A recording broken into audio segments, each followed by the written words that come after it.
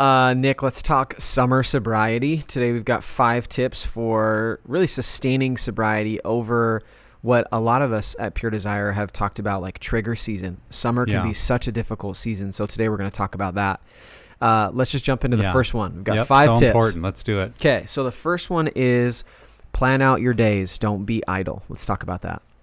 Yeah, I think it's so important to look ahead and recognize this can be a season of opportunity or a season of struggle, because there are unique things that come out as part of summer. You know, I recently heard another counseling ministry that talked about this, and they said that they feel in their experience that 80% of the relapses they see come during either summer or holidays or a trip of some kind. And so there are significant challenges that we face, and part of it might be that we haven't really looked ahead and made that plan proactively about our health. Because one of the things I think we stress a lot at Pure Desire is that it's not about what you're avoiding only. That's only half the equation. It's just as much about what you're filling your life with. And so I think having a plan means to look proactively at how am I building health into my life. That might be, how does the summer afford me opportunities to develop a hobby that I've been looking forward to doing more of, or leaning into friendships in a new way, or just developing habits. You know, we in group members make a weekly commitment to change. Right. It's maybe thinking about your summer and this time frame as having a summer commitment to change. Yeah. Something like, you know, I hope this summer to at least 3 nights a week go for a walk with my wife, because the weather's beautiful and that creates relationship, it creates exercise. Hand. It's great. Yeah, or maybe it's I'm going to go bike riding with my kids on at least 2 of the days, or I'm going to, you know, finally learn a little bit about carpentry, and I'm going to go to Home Depot and take a couple of their classes, and all those things that can provide a sense of purpose that I'm, even with my free time or maybe the flexibility I have, I'm filling it up with good things that provide life and hope and energy. And those become, I think, as powerful in helping us prevent relapse as having all these boundaries and guardrails will be. So for me, I'll take the more negative. You're thinking about things you can do. For me, it's things that I should avoid. For me, boredom has always been a trigger. Like if I find myself alone, not doing anything, I'm bored, what am I going to fill my time with? Well, let's just start perusing on the internet and see what I can find that's exciting or will keep me, you know, I don't know, not bored. Like there's so many different reasons to go to the internet, but I find out that boredom is one of those things that if I can avoid it or plan for the times or pockets of my day that I know are going to be that way, then it's not just me. We talk about this a lot. Basically, don't prepare the ship when it's in the middle of the storm. Don't repair it in the middle of the storm, but do the work before you go out, before you even leave the dock. And this really for me is one of those ways. Like I'm preparing for boredom right now when I'm not bored and when I'm being intentional, rather than just hoping and praying and fingers crossed that I do okay without a plan if I find myself being bored. Yeah. You know, as Benjamin Franklin famously said, if we fail to plan, we plan to fail. Yeah. And I think that may be just a sobering question to ask ourselves right now, to say, do I have a proactive plan of how I'm going to build on my sobriety, how I'm going to do better this summer? Because if I can't really identify a plan that I have, I may need to be honest and say I'm essentially planning to fail. And we don't like to think about it that way, but sometimes it's that kind of reality and truth that makes us say, okay, I can't just try to kind of walk my way or, you know, slough my way through another summer. I've got to have a plan. And what's that going to look like? Yeah, absolutely. It's good. Yeah. So that's a great tip of planning out your days. The second one may be particularly important if someone has been in a Conquer group or 7 Pillars, Betrayal and Beyond, something that maybe came to an end in the spring, or they've chosen to take a few weeks off because of people's summer schedules. Our second tip is to spend time with your group, even if your group isn't meeting. Right. So what do we mean by that? So for me, I can just speak practically from my experience. My group is ending in, today will be the second to last meeting of 7 Pillars. And so for me, I'm already thinking through what are ways that I can spend time with these guys. And a couple things came to mind. One is like hang out with the people that are in your group. And it doesn't have to be meeting at the church. It doesn't have to be a Bible study. Like my group a few weeks ago just went golfing together and enjoyed the time. And of course we did check-ins and talked about recovery and all that stuff. But I think one of the things that's really important is to just continue doing life together. Maybe you're not doing recovery work, and that's not the end of the world, but still continue to work work out your recovery, work out really your salvation, your sanctification, all of it. Just do life together. And then 2, what that'll do, whether it's phone calls, like my group just started using Marco Polo. It's basically it's a video messaging app that you just send videos to each other, and just doing a check-in. And we've talked about, even with phone calls, that if you have to leave a voicemail, at least you've talked yourself through kind of what's going on, and that ends up helping you. So things like that really help you just stay open and honest. I think that's the biggest thing too, is if you're spending time with your group, even outside of group, continue doing those check-ins, continue being honest about your recovery, and honestly just enjoy each other's company. Because after 9 months or 12 months of doing group with these people, they're going to be some of your best friends. And so really just continue to pour into it. Yeah, there's something significant about spending, just downtime, leisure time, fun time with people that really know all your stuff and just enjoy being around you. I think maybe if we've never really done that, we've not really spent time with our group outside of group. I mean, Yep. we maybe have a great connection and friendship in group, but kind of crossing that hurdle of realizing in real life, these people are fun to be around and Totally. they like me. And Yep. the way that can develop friendship, I think, is really significant. And, the other thing we've talked about on this podcast before is how addiction and temptation and struggles, they don't take a break. And so our recovery doesn't take a break either. And that connection we have to one another, even if we're the one who's on vacation, like for me, I've got a big vacation coming up, and I've said and I'm actually in 2 groups right now, but I said to both those groups, like, hey, just because I'm out of town doesn't mean I'm out of touch. And I'm going to do my best to make really the phone good. calls. Yeah. Because I need it, and I'm going to have a lot of downtime, and there's possible temptation there for me. So I need that regular connection, and I want you to know you're welcome to call me. And, if I'm in the middle of a fun family event, I'm not going to answer, but that's okay. Right. You call, you leave me a message, I'll get back to you, or at a very minimum, I'll text you to say, thanks for calling, praying for you, hope you have a good day. And for both of us, that keeps that connection going. And so I think that'd be my encouragement along these lines in meeting with your group, is just that making that connection regular, no matter where you are, whether you're at work or on vacation, finding where there is a little bit of downtime to make a 5-minute phone call, because of how much that could encourage you and how much that could encourage the person you reach out to. Totally. Another little thing that I just realized as you were saying that is that if we go through group and we talk every single week for 9 months, 12 months, and then the group ends and then we don't talk anymore, it's very easy as an individual to start feeling shame. Like, were they just being gracious because we were in group, but they know all of my mess? Like, they know all of the deep, dark corner pockets of my soul. And are they now judging me? Is it different? So shame and fear, I think in a lot of ways can creep in.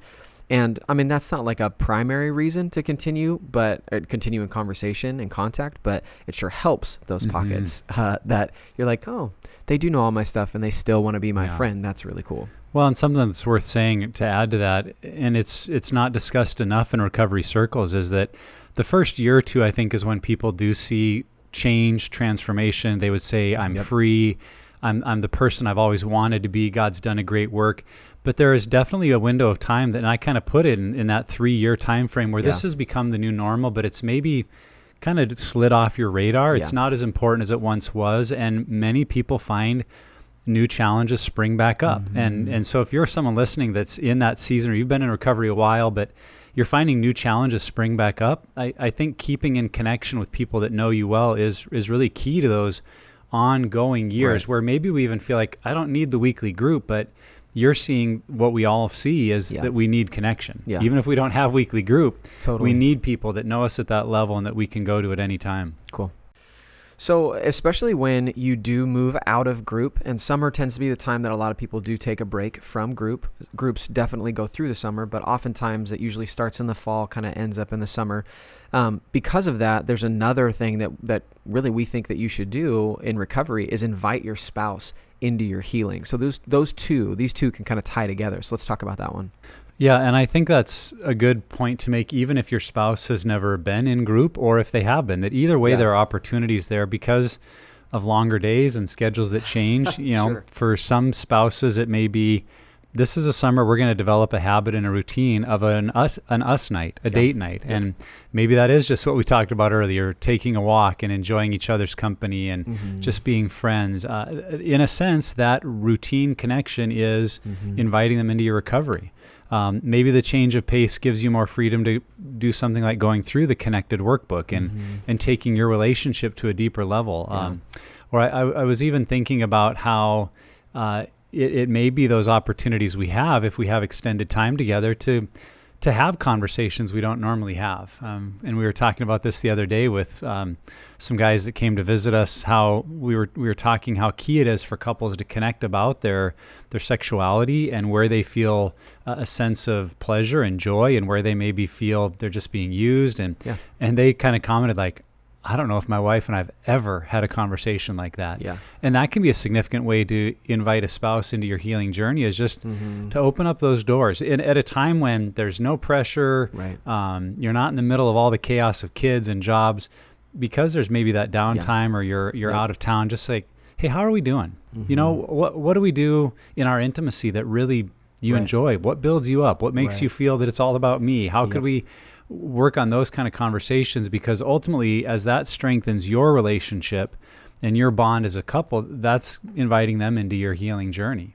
And I think also helping them see that you are prioritizing the relationship, because that's, in my mind, one of the most significant outcomes of our healing journey and the process we're on, is that we see our spouse and our families are worth our investment of time and energy, and maybe the very energy we used to put into our addiction, we're now putting into them. And that can encourage them to take steps towards their own health as well. Totally. I really don't have much to add. I felt like, maybe the only thing is just that if both spouses are in healing or in recovery or in the process of it, this is something that really is dynamic when it's done together. It's something that, and just consider this too, that the people on the outside who aren't in the day-to-day of your marriage, they're going to see changes and they're going to want to know what's going on. Like, how are you guys doing that? How are these conversations becoming normal? Like, how is your intimacy increasing? And one of the things that, if spouses and couples work together on this stuff, becomes very, very inviting for other people to get that as well. And so I think a part of inviting your spouse into your own healing also creates this vulnerability or authenticity to the process you two are in, and then being able to share that with other people and invite people into the same thing. Yeah. Well, I've heard from a number of groups that if, particularly when both spouses have been in a group, going back to the previous question, they'll do group barbecues together and spouses and families. And it's one of those things we've said that at the beginning of your healing journey, the need for confidentiality and not wanting to know who's in what group is really, really important. Yeah. But I also find on the other end of it, when men and women are finding freedom and there's growth in a relationship, that it's like, hey, let's get our spouses together. And if everyone is aware of the situation, those can actually be really powerful times. Just there's a sense of we're celebrating together that our marriages are in different places and there's new health. And so that can be an opportunity to look for as well. Yeah, absolutely. Yeah. So that's the third tip, inviting our spouse into our healing and looking for ways to engage with them. The fourth one would be to continue using the journal and the tools. Yeah. What kind of thoughts do you have there, Trevor? Yeah. So you mentioned it earlier that sexual addiction doesn't take a break. And I think that, what I wrote down, what I've been thinking about is the positive spin on that, is that self-awareness and sexual health don't have an off season. And growing up as an athlete, this is just my mind frame, going into a lot of things. But the best athletes in the world really take minimal breaks and continue working even in the off season. That's actually where most of the improvement happens as an athlete. And I think that you can take the same approach in recovery, that if you have summer months off, continuing to use the self-awareness tools that we have, continue to, whether it's using the FASTER scale on a daily basis and doing it with your spouse, like the last tip that we had. Maybe it's continuing to beef up your 3 circles, the relapse prevention tool. Maybe it's really just doing the devotionals. Like, there's so many different tools that we have that we can use. And I think it's just important that you continue to develop yourself, even if you're not in group, and even if you're not spending a large chunk of your time every single week pouring into the homework or doing the recovery work, still continuing in self-awareness and understanding who you are, how you can grow, how to develop. I just think that you're going to be a better person in general, and recovery, I think, is sustained when that sort of stuff happens. Yeah. Yeah. Your phone's blowing up sorry, in the middle of this my episode. Phone was on. Better turn that silent. The executive director, Nick Stumbo, is popular. I'm just very important. Yeah. It's ironic how little that actually happens. No, it came to mind from you, and you talk about the athletes that they don't take a break. I would say, not to argue with that, but they do take purposeful breaks, like for physically to let their body rest and to gain new health and a renewed energy for what they're doing. But even that quote unquote break is purposeful. Yeah. And that's what I think of for us is we want to take purposeful times for renewal. And what comes to mind for me is that difference we've talked about before between isolation and solitude. Right. That isolation is about me escaping, doing what I want, pushing others away or unwanted things away, and just kind of numbing out to do what feels good. Whereas solitude is an intentional, purposeful drawing away to do things that refresh me, to journal, to meditate, to read, to pray, to dialogue with God, dialogue with a spouse if they're part of, it's solitude as a couple is possible too, but to think through where I have those opportunities for out of the ordinary things, how could it be refreshing and renewing so that it pours into all the things I've been working on. Right. And, I know one of those tools for me over the summer that just always becomes an important one is using the 5 gratitudes. There's something about when I'm out of my work routine, when I'm on a little vacation, that gratitudes just become an important part of finding peace and contentment right where I'm at. So that's one of those tools I'd encourage, like, hey, if you haven't used that much, just make that part of your summer routine, because I think it's easy during the season to see things we can be grateful for. Absolutely. Well, and I think that your pushback or whatever you want to call it, I don't feel like you're arguing with me at all. I think that you're just fleshing it out even more, that maybe you take time off of the physical stuff and you're working more on the mental or emotional side of this, where it's, especially if you have, progressed in your recovery, it's not just the acting out now that you're working on. We've kind of got a hold on that or have found some sobriety there. And then now we're working on the emotional triggers. And so maybe you're having more conversations than you are doing the actual recovery work, which it all ends up being recovery work. But I just think that you're right on. I just am thinking like, there was a golf tournament on TV this weekend and I was watching it and just understanding that there's so much that goes into certain parts of life, and it's not just the physical act, it's also the mental, and it's also like, how are you handling it emotionally? Are you able to like curb those difficult times in life, or, whether you're playing 18 holes or not, like, so I feel like I'm beating up the sports analogy, but I just think that there's so much dynamic to it. So I like what you're saying there. Another tool I'd encourage people to think about that we haven't utilized in Pure Desire's resources, but I've just found so fruitful personally throughout, spirituality and Christian history. It's a tool called the Examine. And the Examine is usually a nightly routine, but could also be first thing in the morning, where you look back at your previous day and say, what brought me the greatest joy? And what caused me the greatest fear or anxiety, and just kind of noting what in my heart and soul, what turns me on to life and joy and health, and what creates those moments of and dissatisfaction, and journaling that sort of thing, because it really can put us in touch with what's driving us, and then can become a very proactive way to see that and work on adjusting it. Like if we realize day in and day out what causes us fear is thinking about going back to work, or thinking, or it's the future of our kids, or it's the reactions of our spouse. It's not, and then not focusing on those things exactly, but on why does that cause me anxiety? Why does that cause me fear? What's underneath of what I feel? That when my spouse is reactive, it's maybe realizing I have this expectation of the perfect marriage and a fear that people will judge us. And if we could expose that, wow, that's really what's going on, man, the ability we have then to work on transformation in that area is huge. And so using something like that to just say, what's bringing me joy, what's creating my fear, and then allowing God to lead us into some steps for growth and change could be really significant. Yeah.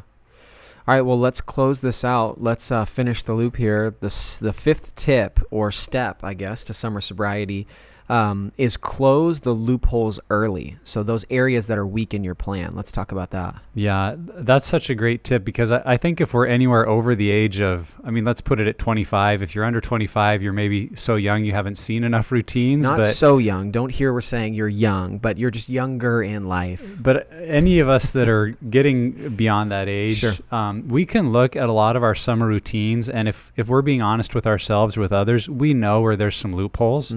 We know a family's house maybe that we visit on vacation that their internet is not protected, or there's a device we can use there. Right. We know we're going to stay in a hotel, and maybe we've seen a routine of how hotels are struggles, whether going to the workout room and watching a TV there that no one else can see, or the TV in our room. Maybe it's even just knowing that we're going to be at an in-law's house or another relative where no one really pays attention to us, and we spend a ton of time on our phone. And historically, we can look back and go, yeah, maybe I didn't always relapse, but we know it's always been a struggle. There's always been issues. So the encouragement here is be honest with yourself. Look ahead at those loopholes and then have some proactive ideas to deal with it before it even becomes an issue. And so if you and your spouse are in recovery together, I think that's part of it. It's going to them and saying, hey, I want to be a man of integrity. I want to be a woman of integrity. And here's a place in our vacation or our summer trips that has always caused me problems, and here's what I'm going to do differently. And I want you to know I'm doing it so you can support me. And if there's any ways I can support you, let me know. But and if we're not able to do that with our spouse, that's a great activity with our group or a group member on a phone call to say, every time I go to such and such house, this seems to happen, and here's my plan this year. And we talked about this, that the brain just, if you really ask honestly, if I was going to relapse this summer, when's it most likely to happen? 99% of us could name something pretty quickly because it's there. So rather than trying to ignore it and be like, this time it won't happen, voice it and then create a plan around it so that it doesn't become that same old pattern. Well, and I think I've heard you say this, that like there's this piece of it that if I'm planning ahead like that, if I'm looking forward and identifying, okay, I know I'm going to the beach at the end of July, which I am, and I know that I'm going to probably have some downtime by myself with a laptop or with a phone. There's something, especially in a male brain, that goes, I'm strong enough. I can do that. When I get to that moment, if I haven't done any plans, I don't need to plan. I'm strong enough. I'm far enough along in recovery that I'll be okay. When that's not actually the strong thing to do. The strong thing to do, and I think this is one of the things you've said before, is what shows strength and what shows courage is the willingness to do that work before that ever happens. So like you're not, and I think you've talked about it, that basically health, sexual health or sobriety is not being able to sit in front of the computer at night and say, no, I'm not going to do this. It's actually the work you did a week earlier to prepare yourself so that you don't find yourself in that situation. So like I just, there's so many examples that go through my head. But I just think that's such a great idea. Even, I love that. And I would hope that any listeners right now listening to this would do that, would think, if I was to relapse this summer, where would it be? What time of day would it be? And how would I do it? That's such a great, I don't think I've ever heard anybody say that before, but that's great. And I think really being intentional about it is going to be so helpful. Well, and not only thinking, that's great. And then even beyond that, like what I was processing with my group this week was just areas that I know there will be temptation. And that doesn't mean I'm immediately going to relapse, but to see where that's just a place I could struggle. And I would encourage listeners to be very, very specific. So with my group, I named a place. I said, here's a place we go every summer. And because it's not a beach, because there's not, overtly sexual stuff, I can find my brain almost giving me permission, like, it doesn't matter. I'm safe here. So if I'm checking people out or just watching the crowd, but then you get caught up in a mindset that just doesn't lead to health. So I named the place. I talked about us going there and said, I want to have an intentional plan to stay engaged with my kids and my wife, because it's a really, really fun day. And I don't want to get to the end of the day being like, I wish I'd have guarded my eyes more today. So I think those kind of things too, of just where are those temptation points going to be, and be specific, because if the more specific you are, I think as those moments come, you'll remember, like, okay, this is the moment I talked about. I told my group, and here's my plan. And because I was specific, now I'm ready to face this in a healthy way. As you're saying that, I'm thinking too, it's not just places or things or situations. It's also like understanding what has triggered me in the past. Like if you are going on, so for me, I'll just be honest, like I don't love living life on other people's schedule. I like being on my own schedule, my own time frame. And when I go on vacation, which we'll go on vacation this summer with extended family, my schedule is secondary to what the group is doing. And so I know that I can very easily get emotionally triggered and want to just freak out.